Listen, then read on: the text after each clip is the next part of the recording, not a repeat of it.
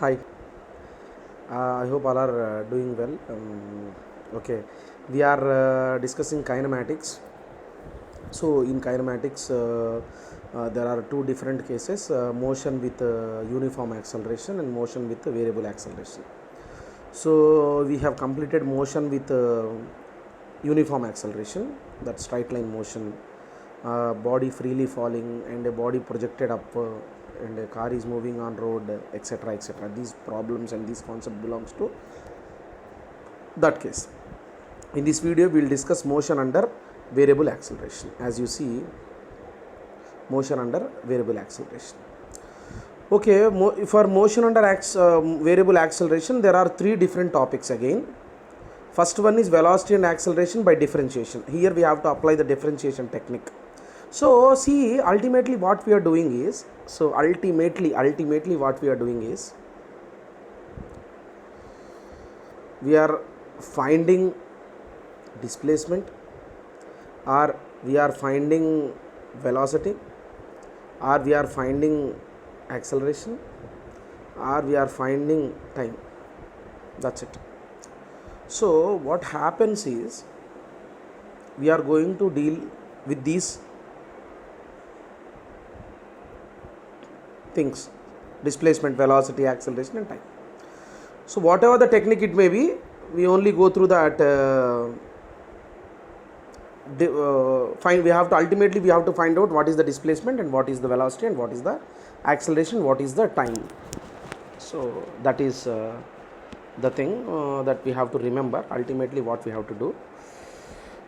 So in this case, motion under variable acceleration, the displacement will be in an equation form. It won't be like displacement is 30 kilometers or 20 meters or 30 centimeters, whatever. It's not like that. It will be in an equation form. As you see in the PPT in the slide, a particle is moving along x-axis, the displacement x. So here we have we are representing displacement with the letter, the alphabet x.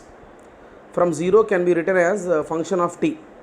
So here what happens is, the displacement x is in the form of a equation. This will be your equation. So it means a particle is moving and the displacement of the particle x is equal to t power 5 minus 12t square plus 9. This is the displacement. Here what happens, the displacement is in the equational form because it is having variable accelerations. For variable accelerations we consider the equations. Now our task is, we have to find out the velocity and acceleration by using this displacement equation.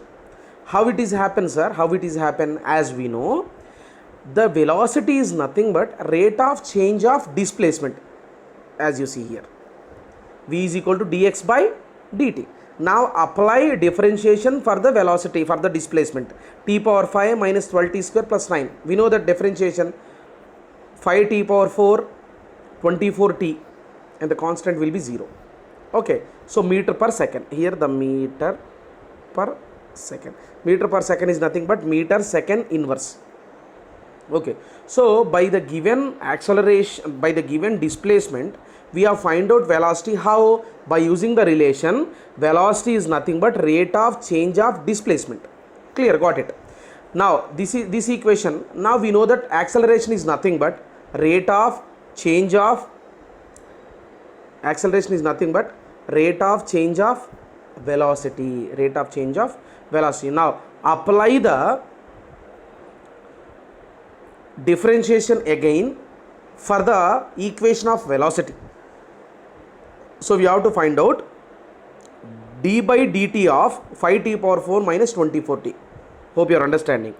Nothing, x has given, x is nothing but displacement. We have applied integration for x, then we find out v, and now we are applying differentiation for v to find out a. That's it. Okay, now 5t power 4 minus 24t, what is the differentiation for that? 20t cube minus 24. Now that is the equation for the acceleration.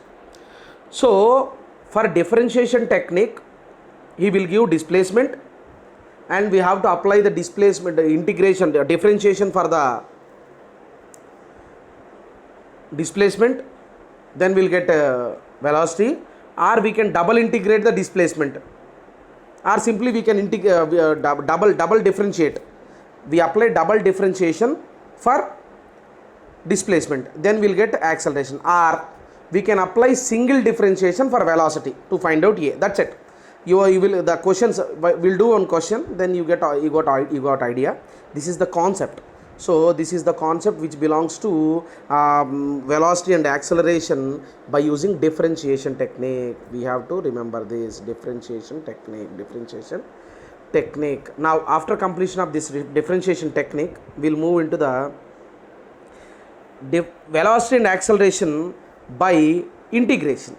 So now what happens? We have to apply integration. So finally, ultimately what we'll do, we'll find out S, we'll find out V, we'll find out A. That's it.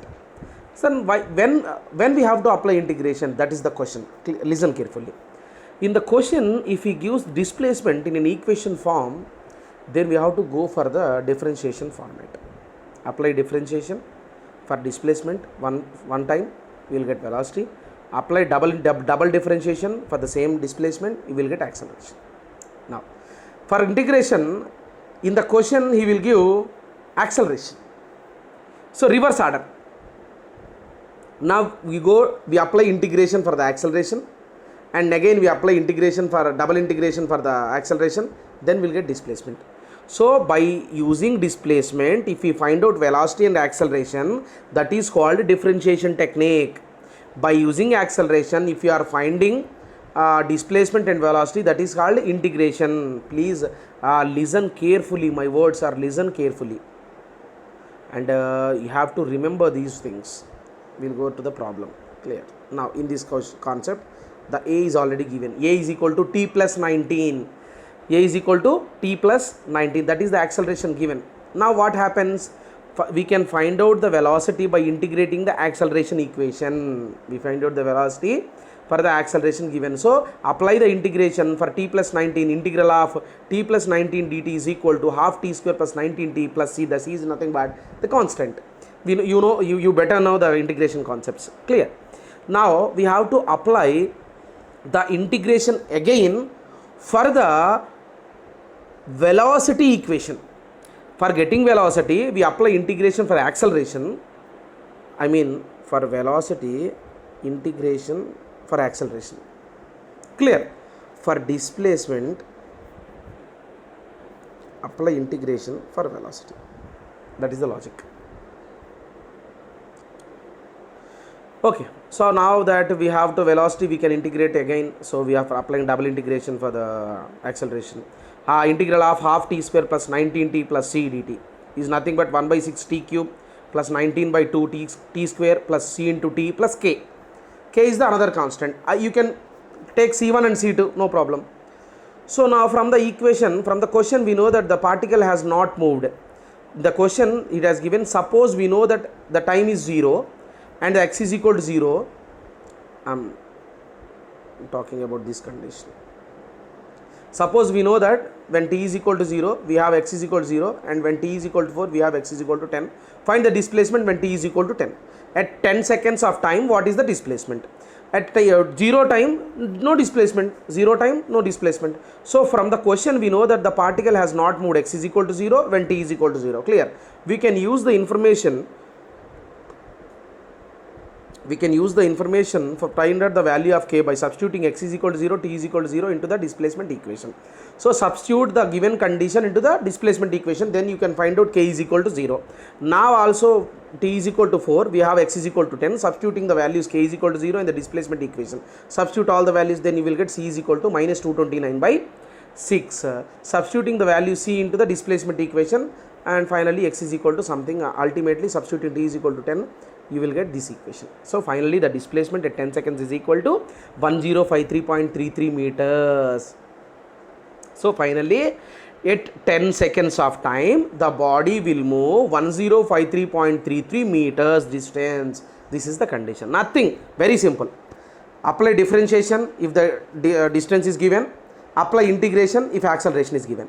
practice this problem again and again. In the next video I will meet by taking some examples of problems. This is the concept actually. Next we will go through the problem, then you can understand easily. Practice these things. If you have any doubts, call me and see the YouTube video. I am uploading these videos in YouTube, so go through that, comment me how was the video, and comment me if you have any doubts. Feel free. This is your responsibility to go through the topics. It is very important, not easy to understand through online, but we have to put our complete efforts to understand the concepts. Okay, so and don't study and don't go through the topics for the sake of the marks, for the sake of the subject. This is very core subject for mechanical civil people. I request you to understand the concepts very keenly. If you have any doubt, call me or call any faculty who are dealing mechanics. Okay, we'll meet in the next video by taking some problems.